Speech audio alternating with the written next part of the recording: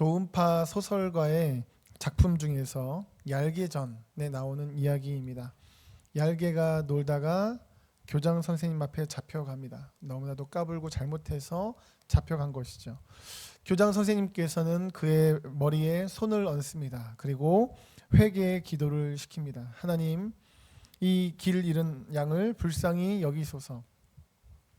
얄개가 이 교장 선생님의 기도에 가만히 앉아 있다가 도저히 안 되겠습니다. 그래서 살짝 옆에 있는 의자를 자기 쪽으로 당깁니다. 그리고는 자신이 쓰고 있던 모자를 벗어서 그 위에 얹어 놓습니다. 그리고는 달아놨습니다. 교장 선생님께서 올바로 인도해 주시고자 했지만 도망간 그의 모습이 나오는 작품입니다. 그런데 하나님 앞에서 우리가 이런 모습은 아닌지를 돌아보기를 원합니다. 연약한 나의 모습, 방황하고 있습니다. 넘어지고 있습니다. 하나님께서 긍휼히 여겨 주십니다. 붙잡아 주셔서 인도해 주시면, 은혜 베풀어 주시면 우리는 다시 세상으로 나아가서 죄를 짓고 연약한 모습으로 살아가고, 그러면 하나님께서 우리를 긍휼히 여겨 주셔서 다시 우리를 은혜의 자리로 이끌어 주시면 우리가 다시 세상 가서 죄 짓는 그런 모습이 우리는 아닌가 하는 것입니다. 그럼에도 불구하고 우리가 이렇게 이 시간 아버지 앞에 예배 드릴 수 있는 것은 전적인 하나님의 은혜인 줄 믿습니다. 박영선 목사님의 고백을 옮깁니다. 우리의 자랑은 예수 그리스도뿐이다 라는 사도 바울의 고백은 괜한 것이 아닙니다. 하나님 앞에 내가 졌습니다라고 합의해서 내가 여기에 있는 것입니까? 한 번도 합의하거나 한 번도 동조한 적이 없는 길이 신앙의 길입니다. 이 자리에 오기까지 우리가 한 일은 부요함이요, 미련한 짓이요, 아우성과 헛소리였습니다. 그리고 우리가 할 수 있는 모든 실수들 뿐입니다. 여러분이 이 자리에 있는 것이 예수 그리스도로 말미암았다는 사실을 인정한다면 우리는 항복할 수밖에 없습니다. 여러분이 인정하고 이해하고 공감하게 해달라고 요청하기 이전에 여러분의 인생이 하나님의 손에 인도되고 있다는 사실로 기뻐하십시오. 우리가 먼저 하나님을 믿고 기뻐하고 사랑했던 것이 아닙니다. 우리가 하나님을 알지도 못했을 때에, 우리가 하나님과 원수되었을 때에 하나님께서는 우리를 먼저 사랑하시고 우리에게 다가오셔서 우리에게 사랑을 베풀어 주시고 자녀 삼아 주셨습니다. 심지어 우리는 하나님의 자녀가 되었어도 어떻게 살아갑니까? 끊임없이 죄로 나아가죠. 넘어지죠. 방황합니다. 그럼에도 불구하고 하나님께서는 다시 그분의 긍휼과 사랑으로 우리를 인도하시죠. 다시 제자리로, 다시 은혜의 자리로, 다시 주의 사랑의 길로 우리를 붙잡고 인도하십니다. 지금도 이러한 하나님의 은혜의 손길과 인도하심이 있기 때문에 우리는 이 시간도 주 앞에 예배할 수 있는 것이죠. 이것이 바로 성도의 삶입니다. 성도는 자기가 잘해서 살아가는 것이 성도의 삶이 아니라 하나님의 은혜의 인도하심으로 살아가는 것이 성도의 삶입니다. 그래서 성경은 이렇게 말씀합니다. 로마서 8장 14절입니다. 무릇 하나님의 영으로 인도함을 받는 사람은 곧 하나님의 아들이라. 하나님 자녀의 특징은 하나님의 영으로 인도함을 받는 것입니다. 자신의 힘으로, 자신의 계획으로, 자신의 능력으로, 자신의 주변의 무언가로 자신의 삶을 살아가는 것이 참된 성도의 삶이 아니라는 것이죠. 비록 인간적인 눈으로는 그렇게 보일 수도 있습니다. 하지만 영적인 눈을 떠서 보면 결국은 하나님의 은혜였구나 라고 인정될 수밖에 없는 것이 성도의 삶입니다. 우리 성도님들께서는 어떠십니까? 지난 한 주도 참된 하나님의 자녀답게 하나님께서 인도하시는 것을 믿음으로 바라보며 그것을 따라 살아가셨습니까? 오늘 본문에서는 우리가 하나님의 인도하심을 받는 것, 그것에 대해서 조금 더 깊게 살펴볼 수 있습니다. 이스라엘이요, 계속 죄를 지었습니다. 하나님께서는 그에 대한 징벌로 징계를 내리셨습니다. 결국 이스라엘 가운데 이방 나라의 침략으로 인하여서 북이스라엘은 아수르에게 끌려가고 이후에 남유다는 바벨론에게 멸망하게 됩니다. 예루살렘은 폐허가 되었습니다. 백성들은 이제 바벨론의 포로가 되어서 그 나라에 다 흩어져서 살아왔습니다. 그로 인해서 흩어진 그 유다 백성들, 이스라엘 백성들은 뭉쳐서 힘을 모으거나 의견을 나눌 수가 없었습니다. 인간적으로는 과연 이스라엘이 다시 자기 나라로 돌아올 수 있을까? 이스라엘이 정말 회복될 수 있을까라고 여겨질 만한 상황이었습니다. 이스라엘은 예루살렘은 완전히 폐허가 되었고 그 백성들은 외국에서 다 흩어져서 포로로 살았기 때문입니다. 그러나 그렇게 이스라엘 백성들이 바벨론의 포로로 살고 있을 때에 그 바벨론 나라에 페르시아가 침공을 하여 페르시아가 이제는 바벨론을 다스리기 시작합니다. 그래서 이스라엘은 이제 바벨론이 아닌 페르시아에 속한 포로였습니다. 오늘 본문을 보시면 그 페르시아의 왕 고레스가 왕위에 오른 첫 해에 아주 중요한 명령을 내립니다. 그것은 이스라엘 백성들이 고국으로 돌아가서 무너진 예루살렘 성전을 회복하라라는 것이었습니다. 본문 1장 2절입니다. 바사왕 고레스는 말하노니 하늘의 하나님 여호와께서 세상 모든 나라를 내게 주셨고 나에게 명령하사 유다 예루살렘의 성전을 건축하라 하셨나니. 페르시아 왕 고레스의 이러한 결정은 역사적으로 매우 놀라운 일이었습니다. 이스라엘을 멸망시키고 다스리던 그 앞 두 나라, 즉 아수르와 바벨론의 정책은 어땠습니까? 원래 나라를 완전히 폐허로 만들어버리고 그 백성들은 자기 나라로 끌고 와서 흩어지게 한 다음에 포로로 살게 하여서 그 사람들이 다시 일으킬 수 없게끔 짓밟는 것이 그들의 전략이었습니다. 그래서 반란의 가능성을 사단이 차단하는 것이죠. 하지만 페르시아 고레스 왕의 전략은 이와 완전히 달랐습니다. 피정복민들에게 일정한 정치적, 종교적 자유를 허용하는 이 관용 정책을 시행함으로써 그들이 자발적으로 페르시아에 충성하도록 만들었습니다. 이러한 정치적인 방향은 결국 이스라엘 자손들의 포로 귀환과 성전 건축의 허가로 이어지게 된 것이죠.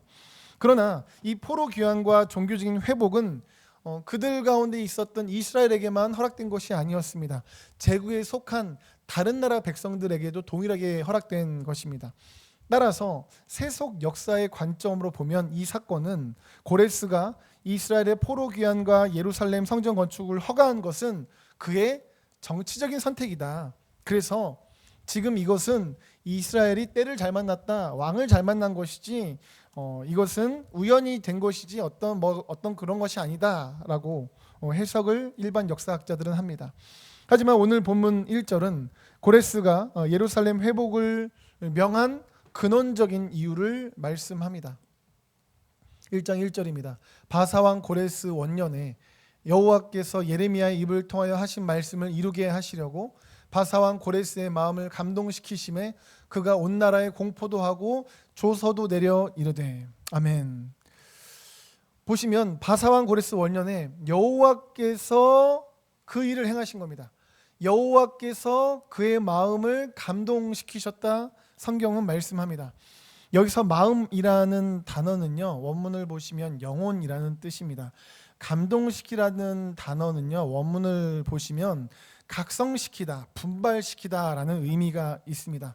하나님께서 고레스의 영혼을 각성시키셨어요. 분발시키셨어요. 그래서 강권적으로 그를 인도하셨습니다. 무엇을 위해서 그를 인도하셨습니까? 3절을 보시면 이스라엘의 하나님은 참신이시라 너희 중에 그의 백성된 자는 다 유다 예루살렘으로 올라가서 이스라엘의 하나님 여호와의 성전을 건축하라. 그는 예루살렘에 계신 하나님이시라. 하나님께서는 하나님의 성전을 건축하도록 회복시키도록 그 고레스 왕의 영혼을 각성시키셔서 이끄셨다라는 것이죠. 이러한 고레스의 조서를 통해서 결국 어떤 일이 일어납니까? 하나님의 백성들이 하나님의 인도하심을 받습니다. 5절입니다. 이에 유다와 베냐민 족장들과 제사장들과 레위 사람들과 그 마음이 하나님께 감동을 받고 올라가서 예루살렘의 여호와의 성전을 건축하고자 하는 자가 다 일어나니 말씀합니다. 자, 여기서도 마음이라는 단어 있죠? 이것이 1절에 나온 마음과 같은 단어입니다. 즉 영혼이라는 뜻이고요. 또한 감동을 받다라는 것 역시 1절과 같은 단어입니다. 각성시키다, 분발시키다라는 의미로서 결국은 하나님께서 하나님의 백성들을 그들의 영혼들을 각성시키셔서 이끄시고자 이 모든 일들을 행하셨다라는 것이죠. 그리고 이것은 우연하게 일어난 일이 아니라 여호와께서 이미 이전에 예레미야의 입을 통해서 하신 말씀을 이루게 하시려고 하신 겁니다. 그래서 저희가 지금 예레미야서를 큐티책을 통해서 묵상하고 있죠. 읽다 보시면 그 말씀이 나옵니다. 예레미야를 통해서 그 말씀을 하시고, 그리고 실제로 그 말씀을 고레스를 통해서 성취하신 거죠. 그러니까 이처럼 일반 역사의 관점으로 보면 그냥 그 당시에 이스라엘 백성들이 운이 좋아서 그들의 고향으로 돌아왔나 보다라고 여겨질 수 있지만, 사실은 그것이 아니라 이미 예전에 예레미야서에서 그 말씀이 있었고, 고레스를 통해서 회복된다는 말씀이 있었고, 그리고 하나님께서는 실제로 그 말씀을 따라서 고레스의 영혼을 각성시키셔서 결국은 하나님의 백성들을 이끄시는 역사하심이다라는 것입니다. 이처럼 하나님께서는 선하신 하나님의 뜻을 따라서 인간적인 생각을 뛰어넘어 결국에는 하나님의 백성들을 이끄십니다. 그 하나님의 뜻은 인간적으로는 다 이해갈 수 없고, 또한 사람의 생각을 뛰어넘어서 성취가 되기 때문에 그분의 자녀된 우리는 하나님의 인도하심을 따라가는 것이 참된 지혜라고 할 수 있겠습니다. 그래서요, 역사상 전무후무한 지혜를 받았던 솔로몬, 그가 기도해서 그 지혜 받았죠. 그 지혜 받을 때 그가 어떻게 기도했습니까? 3장 9절입니다. 열왕기상 3장 9절. 누가 주의 이 많은 백성을 재판할 수 있사오리까? 듣는 마음을 종에게 주사 주의 백성을 재판하여 선악을 분별하게 하옵소서. 전무후무한 지혜를 받았을 때 그가 간구했던 것은 듣는 마음을 달라는 것이었습니다.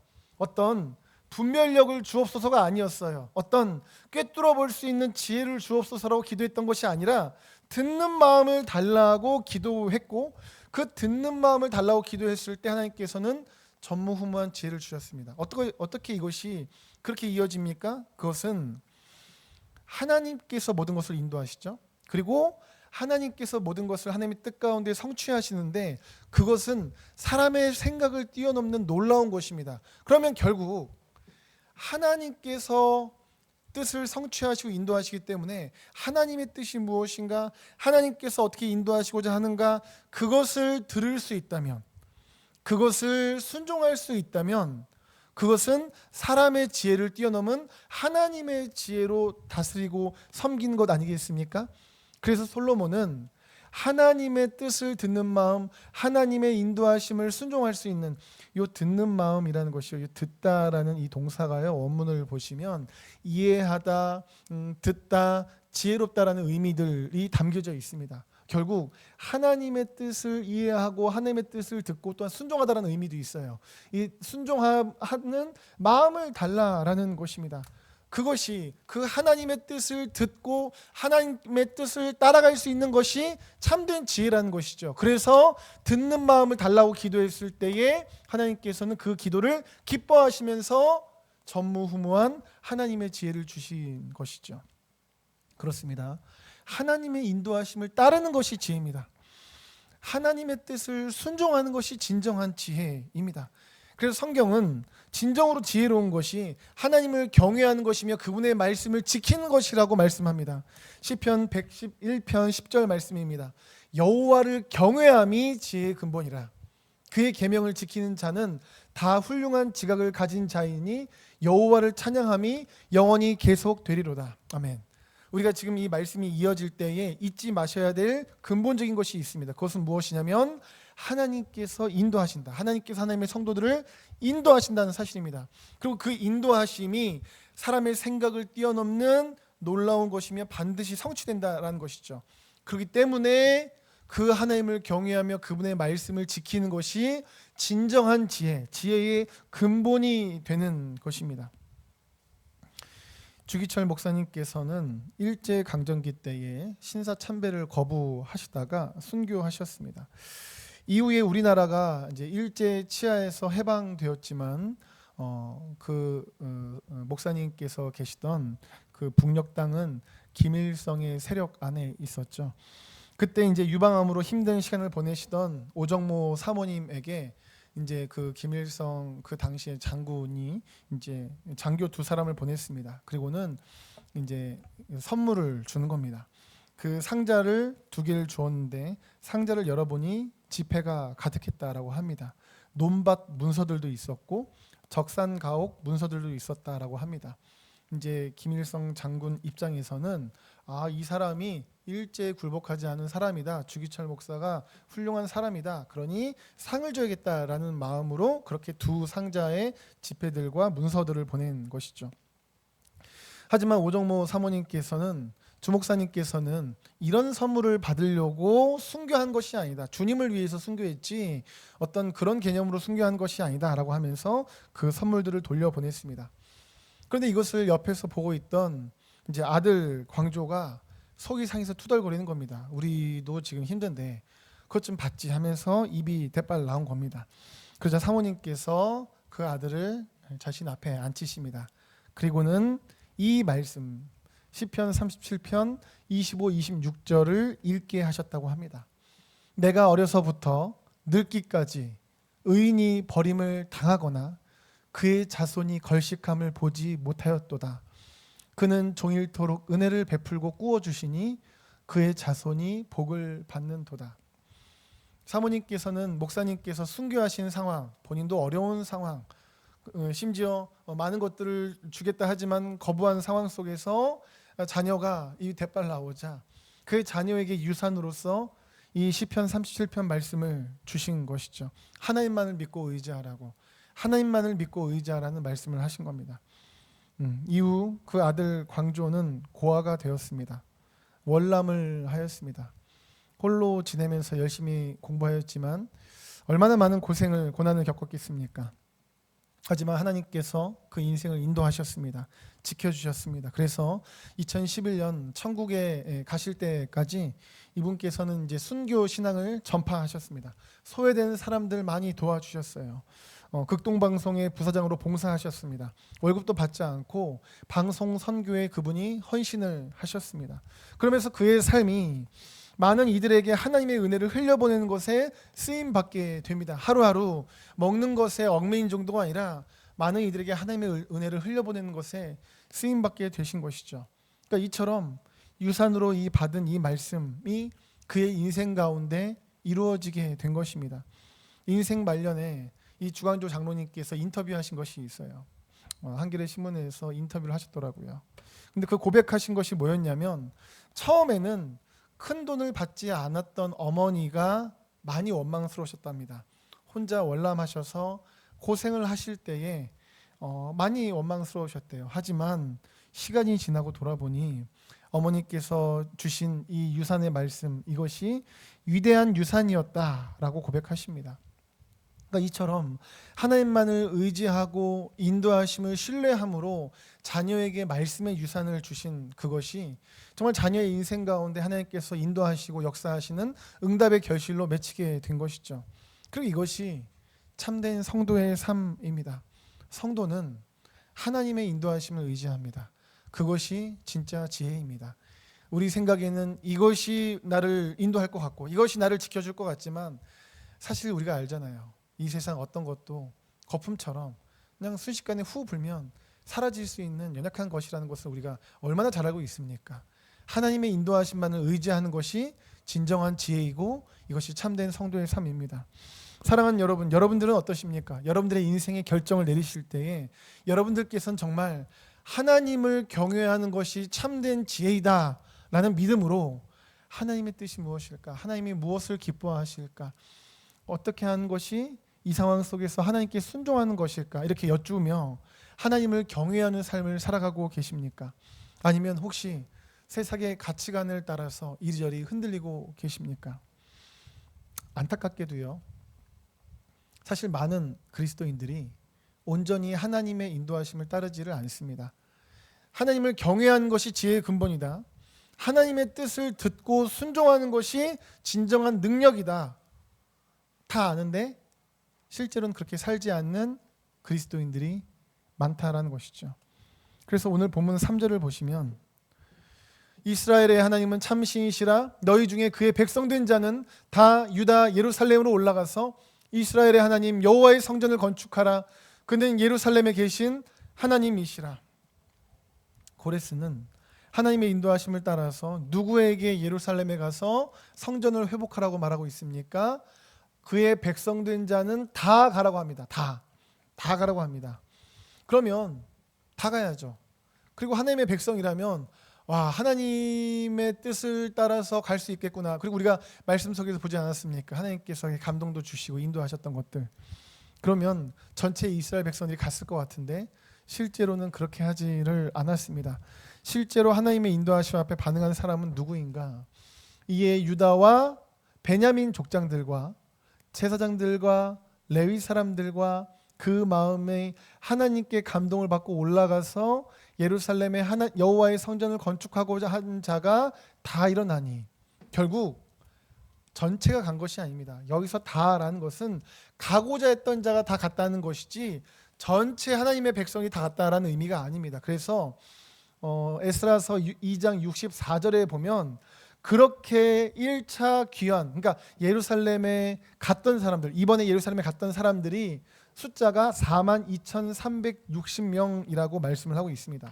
그런데요, 이것은 결코 이스라엘 백성들 전체의 숫자가 아닙니다. 학자들은 보통 설명하는 것이 남유다가 멸망하여서 바벨론에 끌려갔던 숫자가 대략 10에서 15만 명 정도라고, 최소한 그 정도라고 합니다. 그리고 나서 몇십 년이 훌쩍 지난 거예요. 100년 가까이 시간이 거의 흐를 만큼 지났습니다. 그러고 나서는 숫자가 대충 학자들이 설명하는 것이 최소한 50만 이상에서 100만, 어떤 이들은 150만까지 그 당시에 이스라엘 백성들 인구를 추정합니다. 그런데 그 중에서 간 사람이 몇 명이라고요? 42,360명.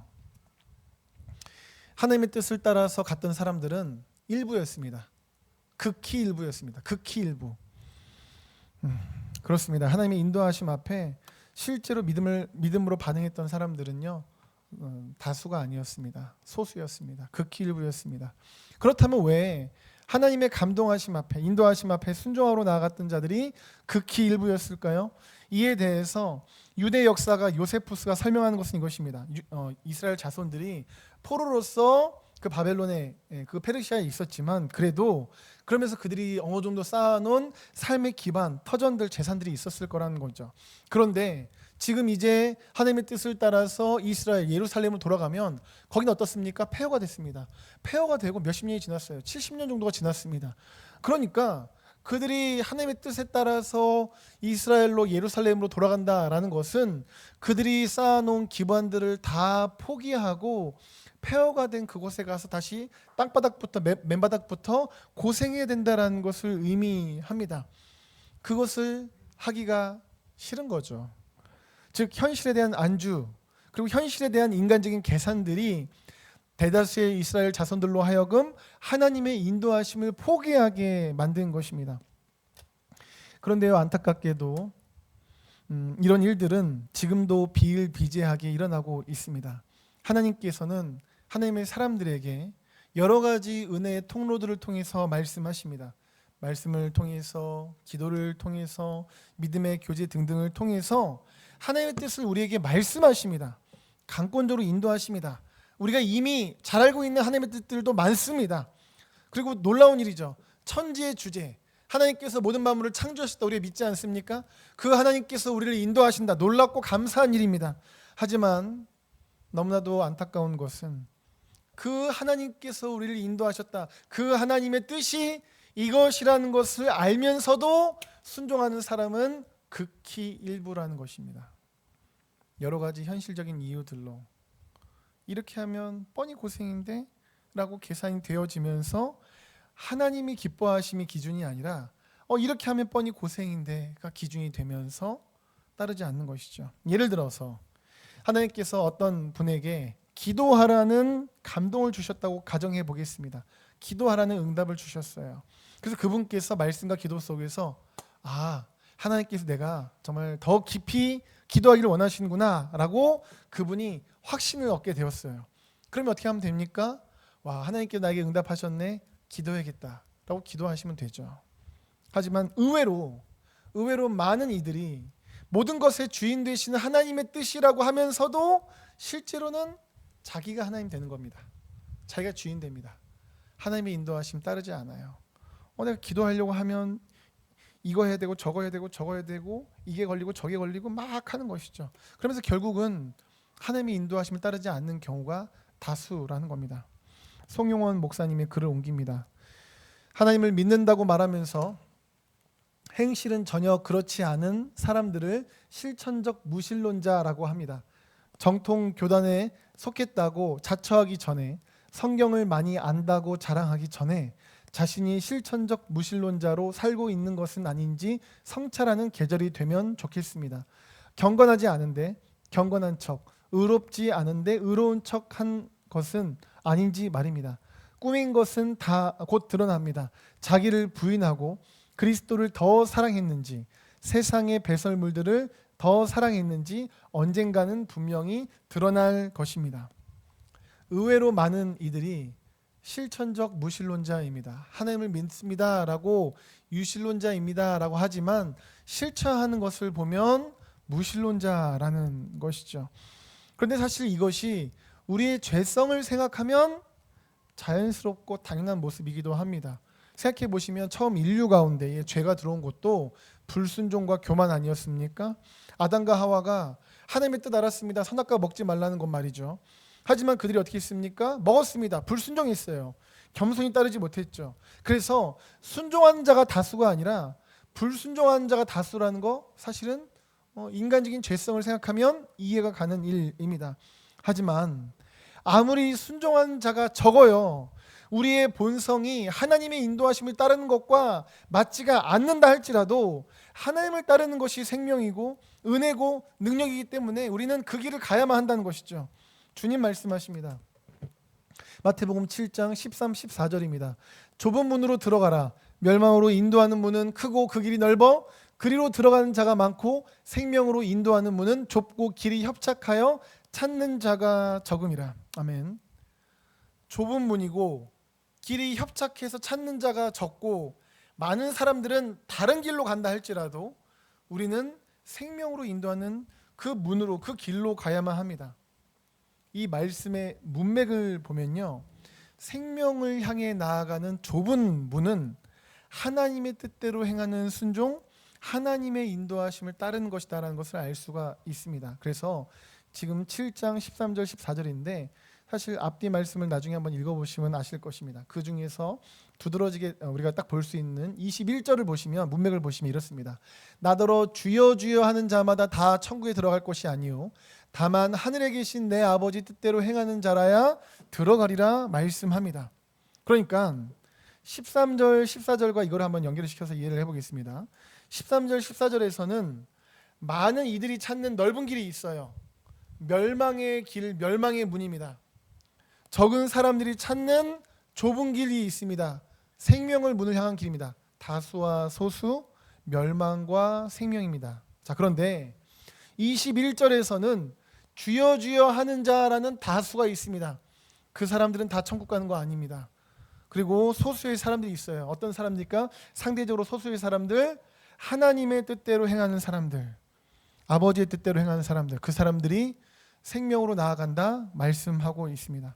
이처럼 하나님의 뜻대로 행하는 사람은 다수가 아니라 소수입니다. 극히 일부입니다. 그러나 하나님께서는 그것을 기뻐하시고 그것이 참된 성도의 모습입니다. 그러므로 성도인 우리는 실천적 무신론자가 되어서는 안 되고 인도하시는 주님을 따라서 그 생명문을 향해서 나아갈 수 있어야 한다는 것이죠. 그게 참된 성도의 길입니다. 북한 사역을 하시는 한 선교사님의 간증입니다. 병색이 완연한 79세 할아버지가 먹을 것을 구하기 위해서 강을 건너 오셨습니다. 거룩함이 느껴지는 그분께 이 선교사님께서 탈북을 권하셨어요. 본인도 할아버지께서 이제 본인도 찬송을 한번 마음껏 하나님께 불러보고 싶다라고 말씀하십니다. 도와드리겠다라고 선교사님이 말씀하셔요. 놀랍게도 할아버지는 좋아요라고 하시지 않고 하나님께 여쭤보고 결정하겠다라고 말씀하셨습니다. 10분 정도 할아버지가 기도하고 오셔요. 그리고 눈물을 흘리며 말씀하십니다. 하나님이 응답하셨대요. 내가 능력이 없어서 너희를 북한에 내버려 두는지 아느냐라는 것이죠. 그러면서 그 할아버지 말씀하시는 것이 목사님, 매맞는 것도 굽는 것도 하나님의 뜻이랍니다 라고 눈물을 흘리며 말씀하셔요. 그 선교사님께서는 그래도 할아버지 하면서 탈북을 한 번 더 권하셨습니다. 할아버지는 이렇게 말씀하셨다고 합니다. 나도 자유가 무엇인지 압니다. 하지만 이 자리에 머무는 것이 하나님의 뜻이라 하시니 자유보다는 하나님의 말씀을 들어야 하지 않겠소? 그리스도의 이름으로 치욕을 당하면 복 있는 자라고 하는데 우리 천국에서 만납시다. 누가 그리스도의 사랑에서 우리를 끊을 수가 있겠습니까? 라고 강하게 말씀하셨다고 합니다. 하나님의 뜻은 머무는 것일 수도 있고 떠나는 것일 수도 있다라고 생각합니다. 하지만 진짜 중요한 것은 100% 동의하는 것은 뭐냐면 그래서 내가 하나님의 뜻을 따르고자 하는가, 이것이 중요하다 생각합니다. 우리에게도 마찬가지입니다. 하나님께서는 우리의 생각을 뛰어넘어 하나님의 뜻 가운데 우리를 인도하십니다. 때로는 하나님의 뜻이 분명한 것도 있지만 때로는 하나님의 뜻이 정말 이거야? 헷갈리는 것도 있을 수 있고 혹은 납득이 되지 않는 것이 있을 수도 있습니다. 중요한 것은 뭐냐면요, 그래서 내가 지금 하나님의 뜻을 따르고자 하는가입니다. 결국 성패는 아버지 앞에서 결정되는 것입니다. 이 세상에서 결과 나온 것이 아닙니다. 우리가 믿는 것은 이 세상의 결실이 아니라 천국 믿고 하나님 믿는 거 아닙니까? 가족들에게 삶의 터전 속에서, 공동체 속에서 우리는 어떻습니까? 내 인격, 내 지식, 내 방법을 따르려고 합니까? 아니면 하나님을 따르려고 합니까? 하나님은 이걸 중요하게 여기신다는 것이죠. 얼마나 내가 이 세상에서 무언가를 해야 되던가 이것이 아니라 하나님을 따르려고 하는가. 내가 하나님의 뜻이 분명한 것, 그것을 따르고자 하는 것뿐만이 아니라 이게 하나님의 뜻인지 이게 하나님의 뜻인지 헷갈려요. 하지만 그럼에도 불구하고 내가 하나님의 뜻이라고 여겨지는 것에 대해서 최선을 다해서 순종하고자 하는가. 하나님은 그 하나님의 뜻을 따르려고 하는 그 순종을 중요하게 여기신다라는 것이죠. 사랑하는 여러분, 하나님께서는 여러분들을 인도하십니다. 하나님께서는 성도를 인도하셔요. 성령님을 통해서 인도하십니다. 인도하시는 하나님을 따르시기를 예수님의 이름으로 축복합니다. 그래서요, 마지막 날에 주님 앞에 섰을 때에 주님께서 착하고 충성된 종이라고 너의 인내를 내가 보았노라 칭찬받는 모든 하나님의 사람들 되시기를 예수님의 이름으로 축복합니다.